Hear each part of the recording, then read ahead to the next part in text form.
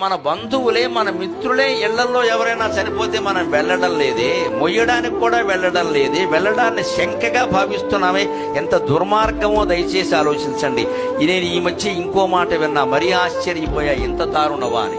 ఎవరైనా ఒక దుకాణం పెట్టిన పెద్ద మనిషికి తండ్రి పోతే ఏడాది వరకు ఆ దుకాణంలో ఎవడు ఏ సరుకులు కొనట్లేదు. శ్రీమద్ రమారమణ గోవిందో హరి. ఏమైపోవాలండి ఆ దుకాణం అయినా?